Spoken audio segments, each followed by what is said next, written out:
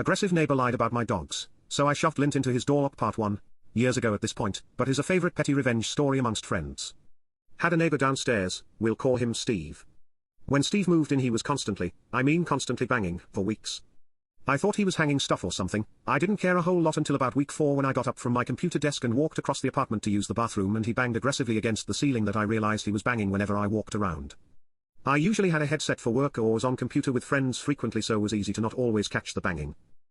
Now, I'm not a small guy by any means, but I genuinely tried to walk as softly/quietly as possible to be a considerate neighbor. A couple lived down there previously and moved out 6 months after I moved in, but were always friendly, but never hinted that I was loud, or I would have happily tried to work something out. Now that I knew Steve was banging whenever I walked, I spent a week confirming my theory. He banged every time I walked across the apartment. I tried to address it outside.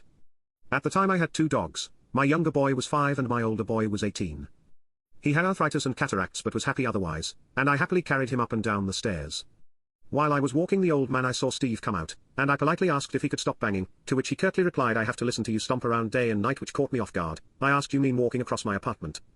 And he said nothing and just kept walking, but held the door open for me when I carried my dog in. I thought we were square somehow, but the banging continued.